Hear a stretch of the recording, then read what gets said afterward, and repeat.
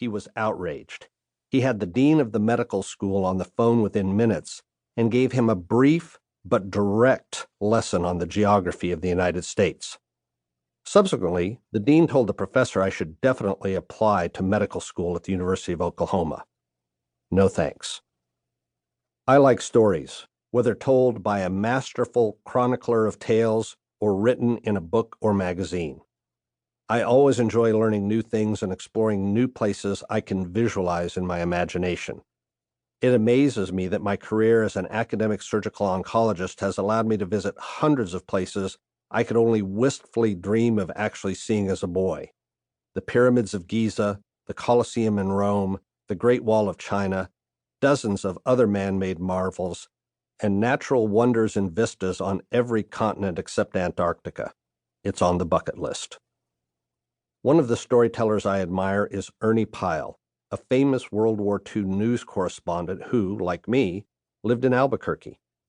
A Pulitzer Prize-winning journalist, Pyle was known for his accounts of everyday, otherwise anonymous people and, in wartime, for his extraordinary features on ordinary soldiers.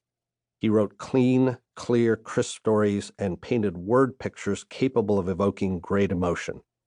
Sadly, Ernie Pyle was killed while embedded with a division of Army troops attempting to take E Island in April 1945, before the invasion of Okinawa.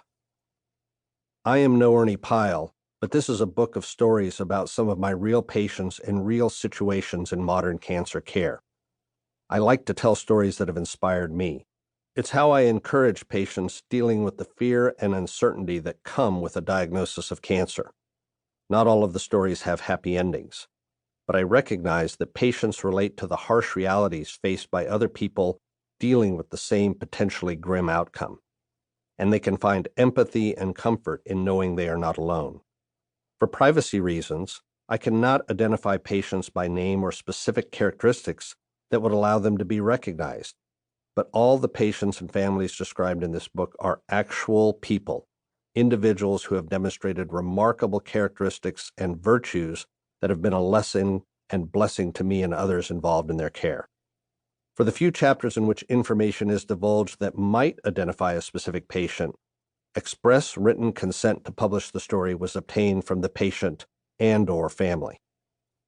In 1971, President Richard Nixon declared a war on cancer, which led to Congress's passing the National Cancer Act the same year.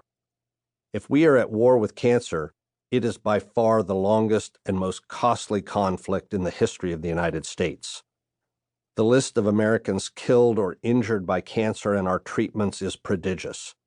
The socioeconomic burden for cancer care in the United States and worldwide is mind-boggling. The impact of a cancer diagnosis on patients, their families, friends, and coworkers is profound and life-altering. The loss of productivity, skills, financial security, and normal lifestyle is staggering. And the emotional burden for patients and their caregivers, whether soon after diagnosis or when death from a progressive and incurable disease becomes inevitable, is incalculable and imponderable. But ponder we must. The war on cancer continues. Here and there we win minor victories and even occasional major battles. The enemy is still active, however, and the cost in human lives and well-being is unacceptable. These accounts from the front lines represent a small fraction of the patients I have been privileged to care for during my career as a surgical oncologist. I am mindful of the virtues displayed by these common but remarkable people because they are a daily gift granted unconditionally to me. Some of the narratives describe important experiences about preparedness and what I learned from the occasional serendipitous opportunity. My goal is to share these gifts from my patients and to honor all patients, family members, friends, acquaintances, and caregivers who have been or still are involved in the fight against cancer. I respect you all. Fight on.